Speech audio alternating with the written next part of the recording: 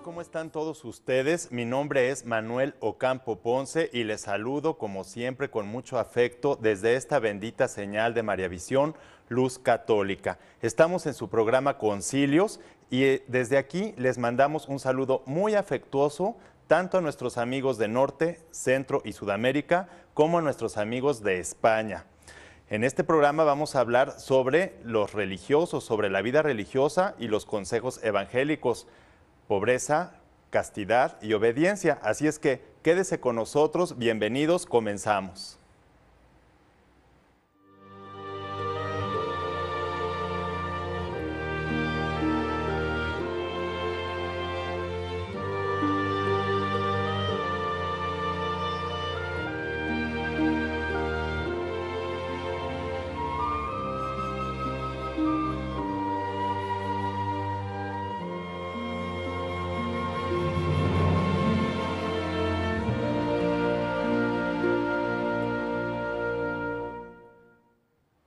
Ya estamos aquí con ustedes en su programa Concilios. El día de hoy, pues interesantísimo, como siempre, este Concilio Vaticano II tiene temas muy importantes y muy interesantes que todos debemos conocer como católicos. El día de hoy vamos a hablar sobre este documento, la Constitución Dogmática Lumen Gentium, pero en el apartado que viene dedicado a la vida religiosa y a los consejos evangélicos.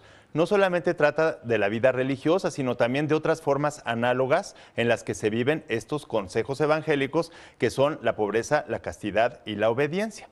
No debemos pensar que estas personas, las personas que se consagran definitivamente y exclusivamente a Dios, pero que no son sacerdotes, o no están dentro de la jerarquía eclesiástica, son como una especie de intermedios entre los laicos y entre la jerarquía. Eso no debemos pensarlo así, sino que simplemente son un don precioso de la Iglesia que ha existido desde los primeros años de la Iglesia Católica y que ha sido aconsejado, pues, primero, en primer lugar, por el mismo Jesucristo. El mismo Jesucristo vivió estos consejos evangélicos con su ejemplo y con su vida. Y después, tanto los apóstoles como los padres de la Iglesia en los primeros siglos de la Iglesia, como también los doctores de la Iglesia y los pastores de la Iglesia, siempre han recomendado la vivencia de estos consejos evangélicos.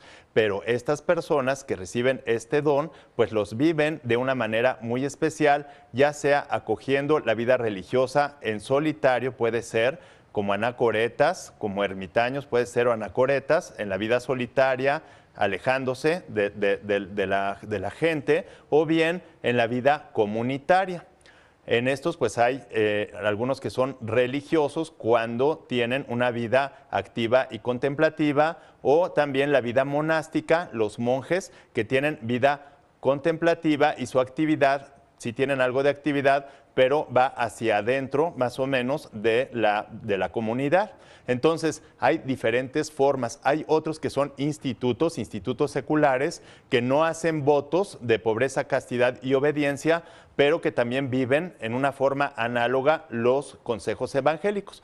Para esto la Iglesia, bueno, mientras más acercados o más allegados estén y bajo todo lo que es la legislación de la Iglesia Católica, pues más perfectamente pueden vivir estos consejos evangélicos.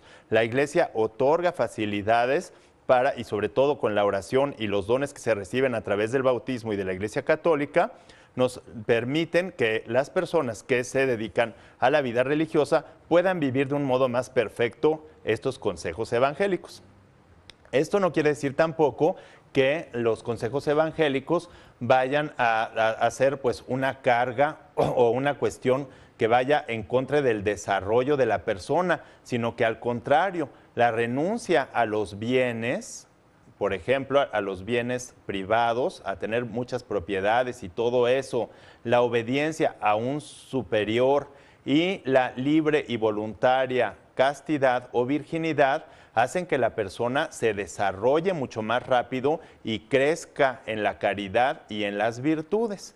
Cuando la persona se libera de todas las cuestiones que el mundo la la esclavizan en el mundo, entonces es más libre para amar a Dios. Y estas instituciones dentro de la misma iglesia, los institutos seculares, las órdenes religiosas, las órdenes monásticas, todo esto está legislado dentro del Código de Derecho Canónico, y desde el principio Jesús puso como una semillita que empezó a crecer y es como un gran árbol que se ha multiplicado en cantidades y cantidades que no se imaginan ustedes cuántas comunidades religiosas de diferentes carismas constituyen una gran riqueza dentro de la Iglesia Católica.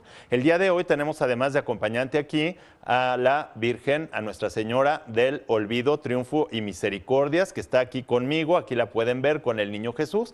Es una advocación, una Virgen que está en Guadalajara, España, muy milagrosa y que tiene un misterioso nombre de Nuestra Señora del Olvido, Triunfo y Misericordias. Esta Virgen fue entregada a una religiosa del siglo XIX que estuvo durante ese siglo que fue tan difícil, un siglo lleno de persecuciones para la Iglesia Católica, donde ya la masonería pues prácticamente había triunfado sobre todas las estructuras del mundo, y entonces había una gran persecución dentro de la Iglesia Católica. Y esa religiosa que aquí tenemos también es Sor Patrocinio.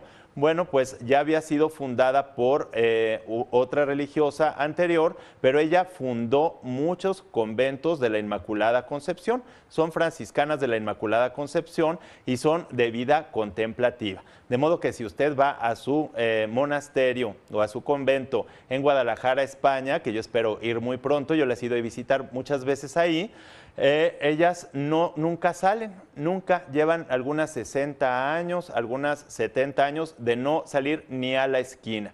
Ellas están dedicadas a la oración exclusivamente y a vivir estos consejos evangélicos que son la pobreza, la castidad y la obediencia. Están enclaustradas y usted las ve, va, platica con ellos, aunque en el claustro, a través de una reja, y ellas están muy felices en su vida, en esta vida, porque Dios les ha dado este don. Estas religiosas o estas monjas, porque ellas sí son monjas, y mientras que las religiosas salen a la calle y no tienen que usar estos hábitos igual a los de las monjas, bueno, estas monjitas, amigas, rezan por la gente, rezan por el mundo, y muchas cosas gravísimas que podrían pasar en el mundo actual se detienen gracias a sus oraciones. Entonces, no pensemos que la vida, aunque sea una anacoreta, un ermitaño que se va a una gruta como lo hizo San Benito de Nurcia, el fundador de los benedictinos y de la primera regla para vivir los consejos evangélicos, que fue aprobada legítimamente por la Iglesia Católica y que después también incluso los agustinos, la orden que fundó San Agustín de Hipona en el siglo V, bueno, pues también acogieron esta regla y todas las demás reglas que son como normas que nos permiten o que le permiten a la persona consagrada vivir más plenamente estos y más perfectamente la caridad y estos consejos evangélicos. Bueno, pues San Benito de Nurcia y los benedictinos realizan oración, y no pensemos que eso no sirve. Pensemos simplemente también, por ejemplo, pues en tantos santos que hemos tenido a lo largo de la historia y que han sido incluso misioneros en muchas cuestiones o padres de misioneros a través de la pura oración. Imagínense, por ejemplo, Santa Teresita del Niño Jesús, cuántas cosas no pudo hacer enclaustrada en su oración. Pero además hay otros que tienen otros carismas, y estos carismas les permiten abrir escuelas, les permiten abrir hospitales, curar a los enfermos, hacer grandes obras de evangelización, porque se entregan perfectamente y totalmente al apostolado y a la caridad cristiana. Entonces esto pues llena de alegría a las personas que logran recibir estos dones y que generosamente, dándole un sí a Dios, se incorporan en los institutos. Aunque también hay que ver que hay niveles en los institutos que pueden ir desde la vida monástica, como les digo, de clausura, luego los religiosos, que ya es vida activa y contemplativa, que ponen escuelas, hospitales, orfanatorios, etcétera, etcétera. Y luego hay otros institutos con seglares, o sea, con personas que no usan ni hábitos ni nada de eso, pero que están consagradas de alguna manera o entregadas al servicio de Dios y que de alguna manera análoga, aunque no hagan votos, es decir, promesas de castidad, obediencia y pobreza, pero viven en parte igual y en parte diferente esta pobreza, castidad y obediencia, y esto hace que produzca su trabajo muchos frutos. Hasta personas que individualmente se consagran en lo secreto, ¿verdad? Exclusivamente con Dios y con su director espiritual. Mientras más cerca está la persona consagrada de las estructuras de la iglesia, de la jerarquía, de la dirección espiritual, de alguna institución, congregación, pues más facilidades va teniendo para vivir más perfectamente esta vida consagrada. Pero sin embargo, hay algunas otras personas que en el mundo simplemente se consagran a Dios, entregan su vida y van viviendo los votos de pobreza, castidad y obediencia. Bueno, vamos a ir profundizando en esto en el programa porque hay muchas cosas aquí. Dirán, ay, pues yo he visto religiosos que a lo mejor no viven bien estos votos o consagrados también. Por eso es que es algo que tenemos que entender muy bien para comprender mejor a la iglesia y para no cometer errores y desviaciones. Pero vamos a un corte y regresamos.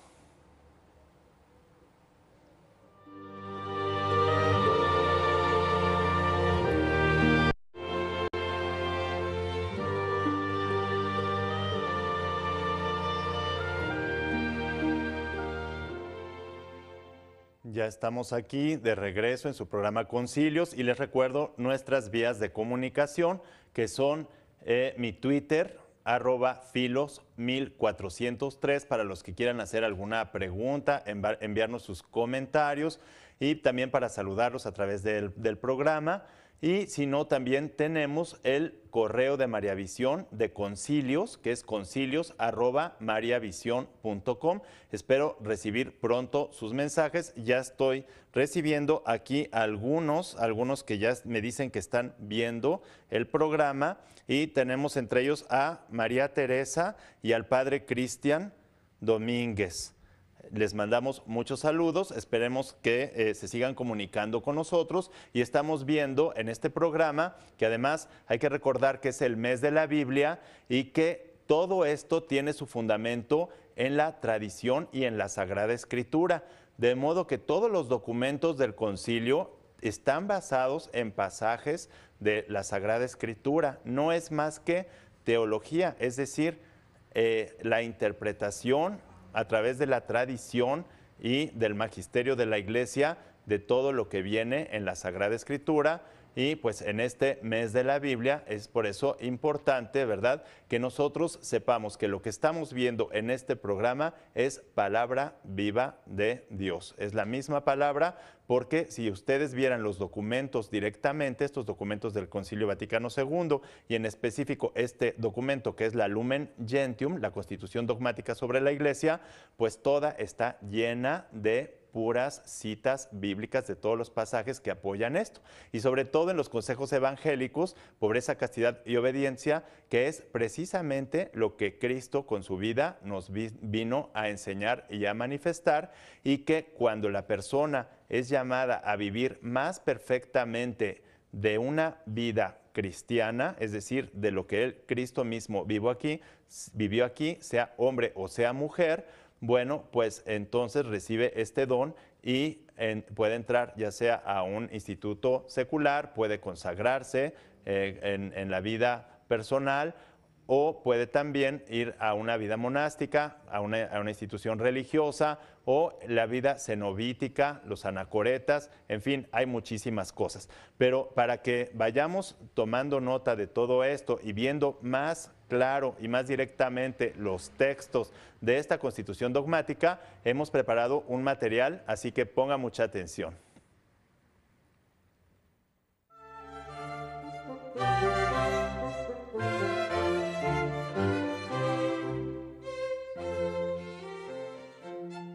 El capítulo sexto de la Constitución Dogmática sobre la Iglesia Lumen Gentium del Concilio Vaticano II está dedicado a los religiosos y en el número 43 afirma textualmente que los consejos evangélicos, castidad ofrecida a Dios, pobreza y obediencia como consejos fundados en las palabras y ejemplos del Señor y recomendados por los apóstoles, por los padres, doctores y pastores de la Iglesia, son un don divino que la Iglesia recibió del Señor y que con su gracia se conserva perpetuamente. La autoridad de la Iglesia, bajo la guía del Espíritu Santo, se preocupó de interpretar esos consejos, de regular su práctica y de determinar también las formas estables de vivirlos. De ahí ha resultado que han ido creciendo a la manera de un árbol que se ramifica espléndido y pujante en el campo del Señor a partir de una semilla puesta por Dios, formas diversísimas de vida monacal o cenobítica en gran variedad de familias que se desarrollan ya para ventaja de sus propios miembros, ya para el bien de todo el cuerpo de Cristo. Y es que esas familias ofrecen a sus miembros todas las condiciones para una mayor estabilidad en su modo de vida, una doctrina experimentada para conseguir la perfección, una comunidad fraterna en la milicia de Cristo y una libertad mejorada por la obediencia, en modo de poder guardar fielmente y cumplir con seguridad su profesión religiosa, avanzando en la vida de la caridad con su espíritu gozoso. Un estado así, en la divina y jerárquica constitución de la Iglesia, no es un estado intermedio entre la condición del clero y la condición seglar, sino que de esta y de aquella se sienten llamados por Dios algunos fieles al goce de un don particular en la vida de la Iglesia para contribuir cada uno a su modo en la misión salvífica de esta. Y en el número 44 continúa diciendo textualmente que, por los votos o por otros sagrados vínculos análogos a ellos a su manera, se obliga el fiel cristiano a la práctica de los 3 consejos evangélicos antes citados, entregándose totalmente al servicio de Dios sumamente amado, en una entrega que crea en él una especial relación con el servicio y la gloria de Dios. Ya por el bautismo había muerto al pecado y se había consagrado a Dios. Ahora, para conseguir un fruto más abundante de la gracia bautismal, trata de liberarse por la profesión de los consejos evangélicos en la Iglesia, de los impedimentos que podrían apartarle del fervor de la caridad y de la perfección del culto divino, y se consagra más íntimamente al divino servicio. Esta consagración será tanto más perfecta cuanto por vínculos más firmes y más estables se represente mejor a Cristo, unido con vínculo indisoluble a su esposa, la Iglesia. Y como los consejos evangélicos tienen la virtud de unir con la Iglesia y con su misterio de una manera especial a quienes los practican, por la caridad a la que conducen, la vida espiritual de estos es menester que se consagre al bien de toda la Iglesia. De ahí nace el deber de trabajar según las fuerzas y según la forma de la propia vocación, sea con la oración, sea con la actividad laboriosa, por implantar o robustecer en las almas el reino de Cristo y dilatarlo por el ancho del mundo. De ahí también que la Iglesia proteja y favorezca la índole propia de los diversos institutos religiosos. Por consiguiente, la profesión de los consejos evangélicos aparece como un distintivo que puede y debe atraer eficazmente a todos los miembros de la Iglesia a cumplir sin desfallecimiento los deberes de la vocación cristiana. Porque al no tener el pueblo de Dios una ciudadanía permanente en este mundo, sino que busca la futura, el estado religioso que deja más libres a sus seguidores frente a los cuidados terrenos, manifiesta mejor a todos los presentes los bienes celestiales, presentes incluso en esta vida, y sobre todo da un testimonio de la vida nueva y eterna conseguida por la redención de Cristo y preanuncia la resurrección futura y la gloria del reino celestial. Y ese mismo estado imita más de cerca y representa perpetuamente en la Iglesia aquella forma de vida que el Hijo de Dios escogió al venir al mundo para cumplir la voluntad del Padre y que dejó propuesta a los discípulos que quisieran seguirle. Finalmente, pone a la vista de todos de una manera peculiar la elevación del reino de Dios sobre todo lo terreno y sus grandes exigencias. Demuestra también a la humanidad entera la maravillosa grandeza de la virtud de un Cristo que reina y el infinito poder del Espíritu Santo que obra en su Iglesia. Por consiguiente, un estado cuya esencia está en la profesión de los consejos evangélicos, aunque no pertenezca a la estructura jerárquica de la Iglesia, pertenece sin embargo de una manera indiscutible a su vida y a su santidad.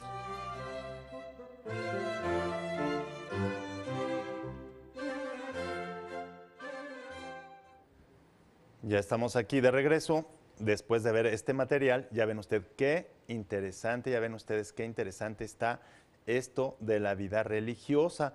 Y si nosotros vemos y pensamos un poquito en este mundo totalmente materializado, en un mundo donde parece que quien tiene más bienes materiales, quien tiene más poder en todas las cuestiones mundanas, esa es una persona exitosa que se va midiendo siempre cuantitativamente por estos parámetros materialistas del mundo moderno y del mundo contemporáneo. Entonces, la vida religiosa, la vida monástica, los consejos evangélicos, los institutos seculares, los laicos que en la vida particular y personal se consagran a Dios, pues aparecen como gente que es, pues, poca cosa, que es gente a lo mejor rechazada, fracasada en algún sentido, y eso es gravísimo, ¿sí? Y todo esto sucede porque el materialismo poco a poco ha ido cambiando nuestra escala de valores y ha hecho ver como valiosa esa vida apegada a lo terrenal y ha hecho ver como triste, oscura o a lo mejor como ineficaz o como poco productiva la vida religiosa, cuando es exactamente al revés, ¿sí? Los religiosos, los monjes, las monjas, las religiosas, los consagrados, los laicos de los institutos seculares y los laicos que se entregan al servicio de Dios en los consejos de pobreza, castidad y obediencia, son quienes van preludiando, como lo ha dicho el material, lo que es la vida, lo que será la vida celestial, ¿sí? La vida en la tierra, la iglesia, el pueblo de Dios, no tiene un lugar. ¿Por qué? Porque Dios está preparando ese lugar en el cielo. Y sin embargo, estas personas llevando esta vida, que no es más que una vida que busca una mayor perfección al imitar lo más posible a Cristo, estas personas van logrando hacernos ver, ser un testimonio vivo de lo que puede ser la vida en el cielo. Una vida feliz, porque es una vida desapegada de los bienes materiales. No es que no requieran los bienes materiales y que no tengan lo necesario, porque es exactamente al contrario. Como estas personas tienen resuelto eso necesario y no están apegadas a ellas, a esas cosas, sino que son libres, entonces pueden vivir la caridad, o sea, el amor a Dios, a sí mismos y al prójimo de una manera más libre y más perfecta y alcanzar de este modo la felicidad. Pero todo esto parece, ¿verdad?, en este momento como que está totalmente desvirtuado. A tal punto que yo he visto algunos compañeros, algunos amigos, queridísimos hermanos religiosos, religiosas, que pareciera como que ya no quisieran que se supiera que son religiosos.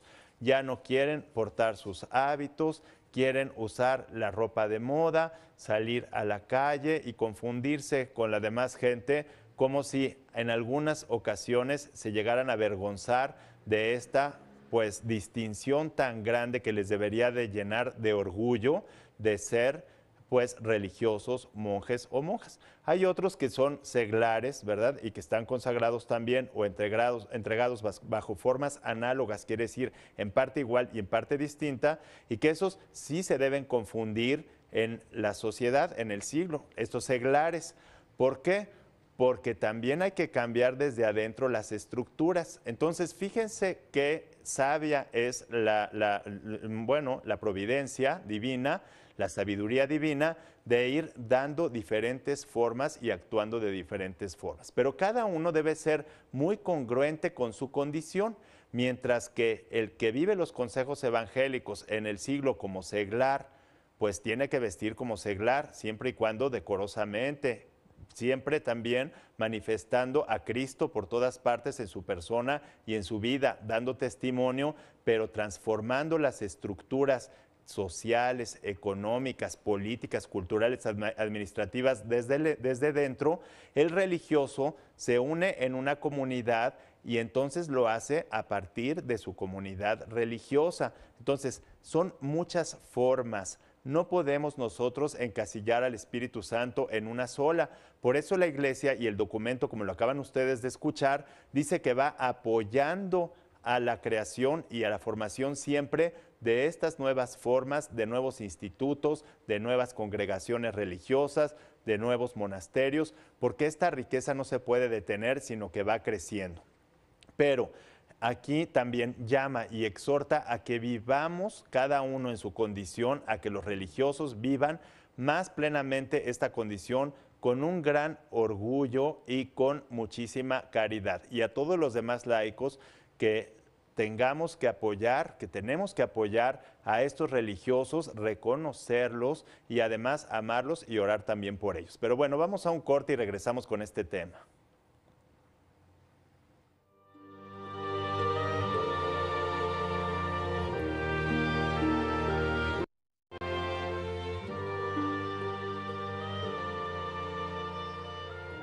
Aquí estoy ya de regreso con ustedes, muy contento recibiendo sus comentarios. Evelyn Morales, un saludo. Dice que a ella le gusta ver a los sacerdotes y supongo que también a los religiosos, a las religiosas, portando con orgullo su sotana. Acuérdense que una cosa es el sacerdocio, es decir, la jerarquía eclesiástica, que son diáconos, presbíteros, o los sacerdotes, los obispos.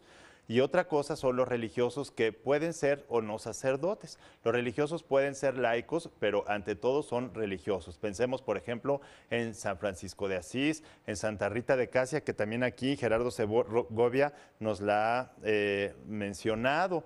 A veces pensamos que, bueno, solamente te puede llamar cuando tienes 14, 15 años Dios a la vida religiosa.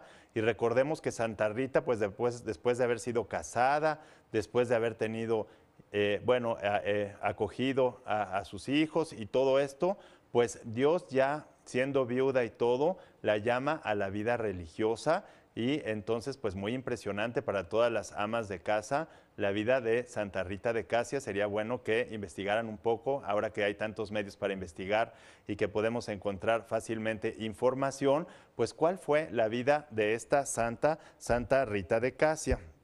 Bueno, aquí también un saludo a Miguel Ángel Pérez. Dice, interesante historia la de Sor Patrocinio. Y bueno, hablando de la vida monástica, con Sor Patrocinio, esta monja que, bueno, ahorita está en proceso de beatificación, una monja que pues además vivió con los estigmas.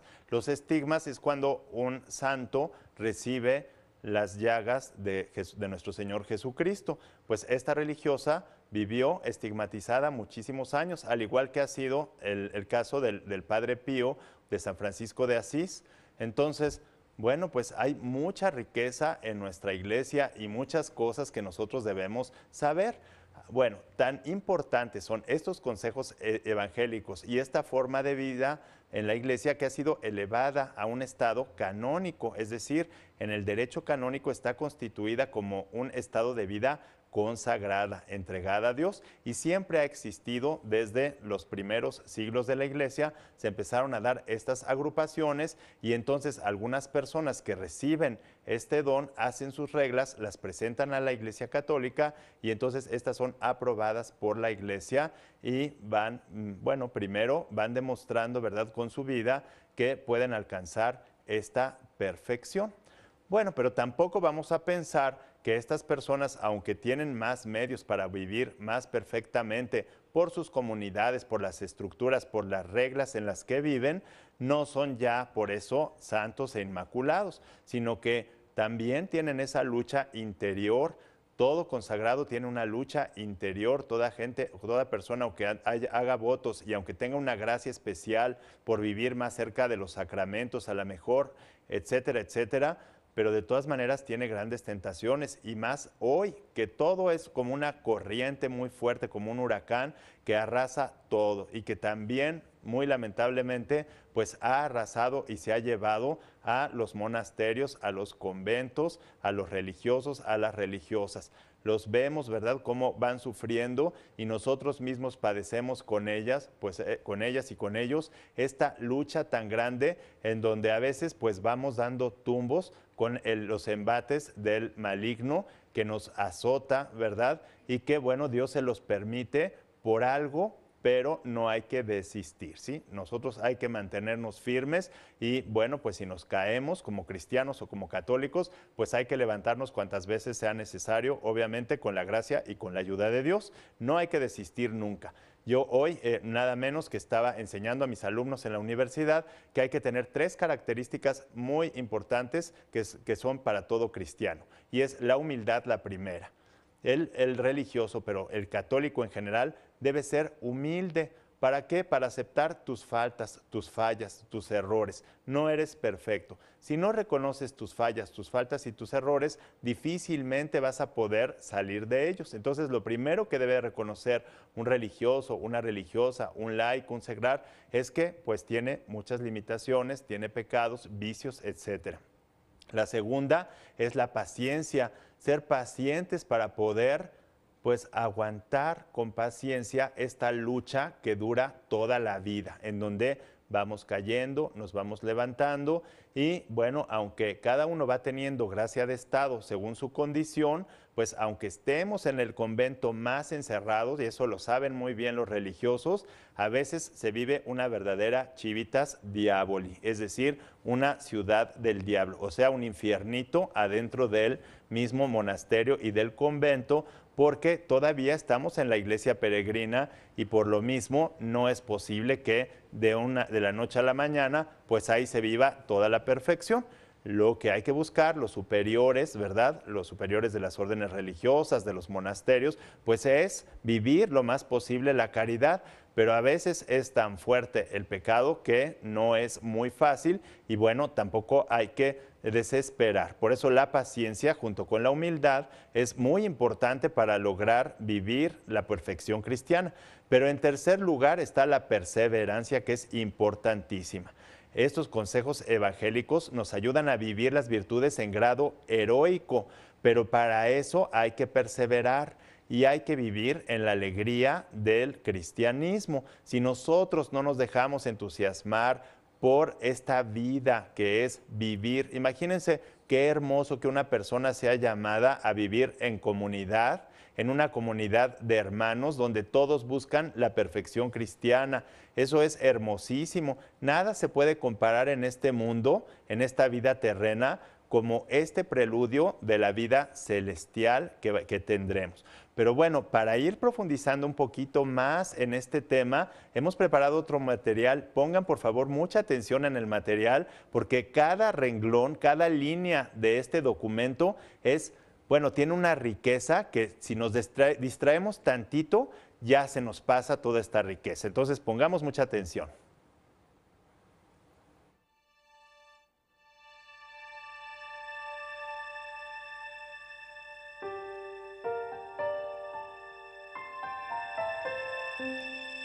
La Constitución dogmática sobre la Iglesia Lumen Gentium en el número 45 afirma textualmente que, siendo un deber de la jerarquía eclesiástica el apacentar al pueblo de Dios y conducirlo a los pastos mejores, toca también a ella dirigir con la sabiduría de sus leyes la práctica de los consejos evangélicos, con los que se fomenta de un modo singular la perfección de la caridad hacia Dios y hacia el prójimo. La misma jerarquía, siguiendo dócilmente el impulso del Espíritu Santo, admite las reglas propuestas por varones y mujeres ilustres y las aprueba auténticamente después de una más completa ordenación, y además está presente con su autoridad vigilante y protectora en el desarrollo de los institutos, erigidos por todas partes para la edificación del cuerpo de Cristo, a fin de que crezcan y florezcan en todos modos según el espíritu de sus fundadores. El sumo pontífice, por razón de su primado sobre toda la Iglesia, mirando a la mejor providencia por las necesidades de toda la grey del Señor, puede eximir de la jurisdicción de los ordinarios y someter a una sola autoridad a cualquier instituto de perfección y a todos y cada uno de sus miembros. Y por la misma razón pueden ser estos dejados o confiados a la autoridad patriarcal propia. Los miembros de estos institutos, en el cumplimiento de sus deberes para con la Iglesia, según la forma peculiar de su instituto, deben prestar a los obispos la debida reverencia y obediencia según las leyes canónicas, por su autoridad pastoral en las iglesias particulares y por la necesaria unidad y concordia en el trabajo apostólico. La Iglesia no solo eleva con su sanción la profesión religiosa a la dignidad de un estado canónico, sino que la presenta en la misma acción litúrgica como un estado consagrado a Dios, ya que la misma Iglesia, con la autoridad recibida de Dios, recibe los votos de los profesos, les obtiene del Señor con la oración pública los auxilios y la gracia divina, les encomienda a Dios y les imparte una bendición espiritual, asociando su oblación al sacrificio eucarístico. Y en el número 46 continúa diciendo textualmente que pongan pues especial solicitud los religiosos en que por ellos la Iglesia muestre mejor cada día a fieles e infieles el Cristo, ya sea entregado a la contemplación en el monte, ya sea anunciando el reino de Dios a las turbas, sanando enfermos y heridos, convirtiendo los pecadores a una vida correcta, bendiciendo a los niños, haciendo el bien a todos, siempre obediente a la voluntad del Padre que le envió. Tengan por fin todos bien entendido que la profesión de los consejos evangélicos, aunque lleva consigo la renuncia de los bienes que indudablemente se han de tener en mucho, sin embargo, no es un impedimento para el enriquecimiento de la persona humana, sino que por su misma naturaleza la favorece grandemente. Porque los consejos evangélicos, aceptados voluntariamente según la vocación personal de cada uno, contribuyen no poco a la purificación del corazón y a la libertad del espíritu, excitan continuamente el fervor de la caridad y sobre todo, como se demuestra con el ejemplo de tantos santos fundadores, son capaces de asemejar más la vida del hombre cristiano con la vida virginal y pobre que para sí escogió Cristo nuestro Señor y abrazó su madre, la Virgen. Ni piense nadie que los religiosos, por su consagración, se hacen extraños a la humanidad o inútiles para la ciudad terrena, porque aunque en algunos casos no estén directamente presentes ante los coetáneos, los tienen, sin embargo, presentes de un modo más profundo en las entrañas de Cristo y cooperan con ellos espiritualmente para que la edificación de la ciudad terrena se funde siempre en Dios y se dirija a Él. No sea que trabajen en vano los que la edifican. Por eso, este sagrado sínodo confirma y alaba a los hombres y mujeres, hermanos y hermanas, que en los monasterios, en las escuelas y hospitales o en las misiones ilustran a la esposa de Cristo con la constante y humilde fidelidad en su consagración y ofrecen a todos los hombres generosamente los más variados servicios. Y por último, en su número 47, la Lumen Gentium concluye su reflexión sobre los religiosos con esta exhortación. Esmérese por consiguiente todo el que haya sido llamado a la profesión de estos consejos, por perseverar y destacarse en la vocación a la que ha sido llamado, para que más abunde la santidad en la Iglesia y para mayor gloria de la Trinidad, una e indivisible que en Cristo y por Cristo es la fuente y origen de toda santidad.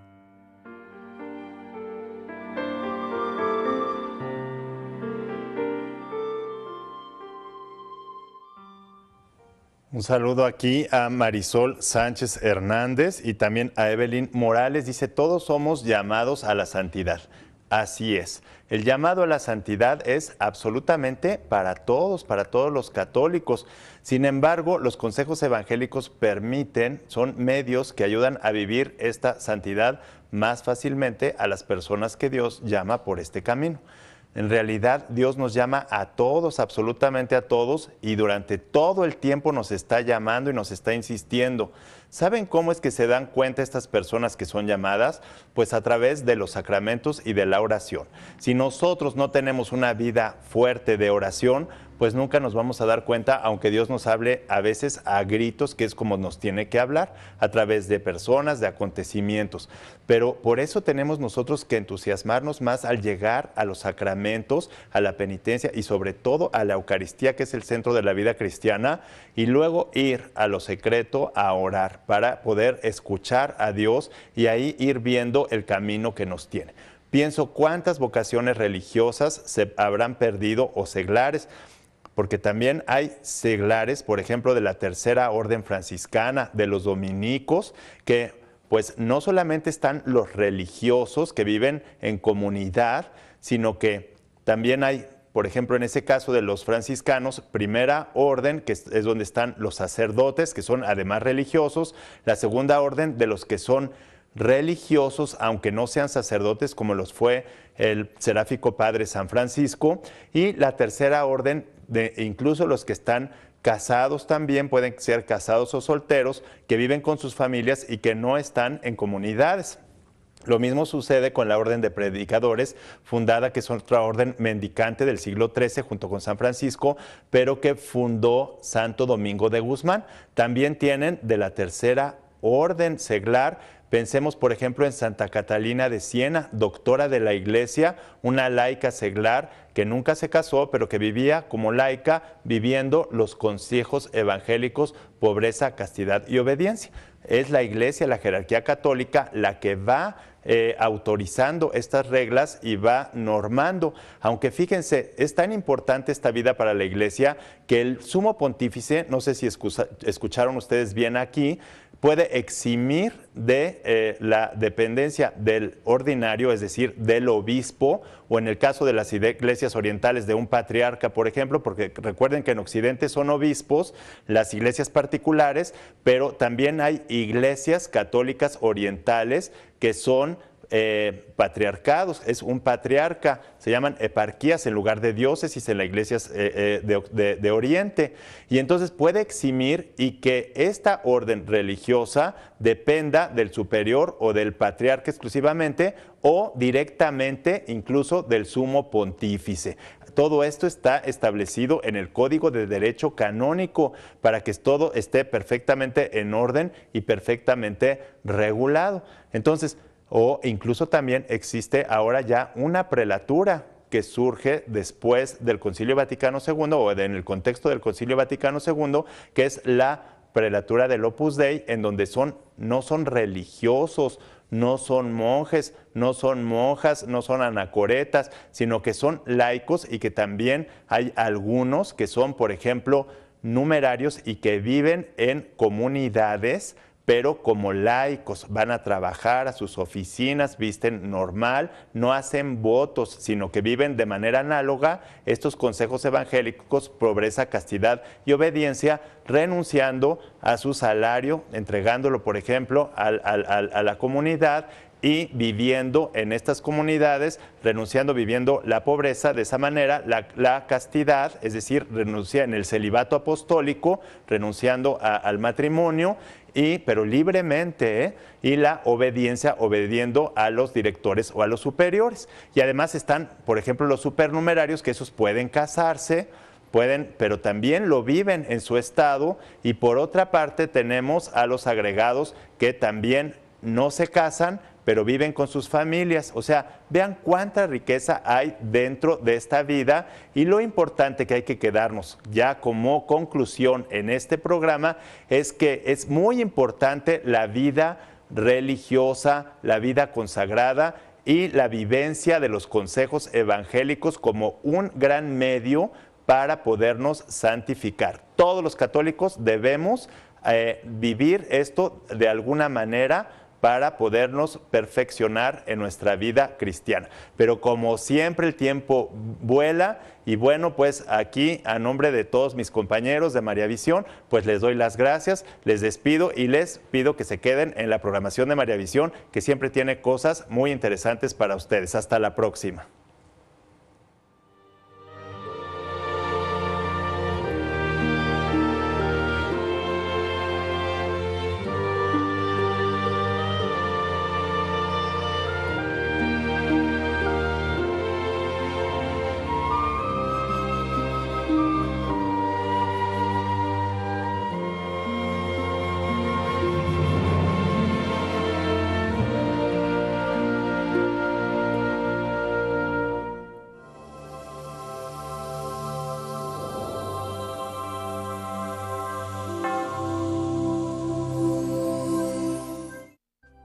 Si usted desea una copia de este programa, por favor contáctenos a los siguientes teléfonos: desde el extranjero, marque 0052 33 3770 1814 y del interior de la República Mexicana al 01900 849 3507 o escríbenos a nuestro correo electrónico tiendavirtual@mariavision.com y visita nuestra página web www.mariavision.com.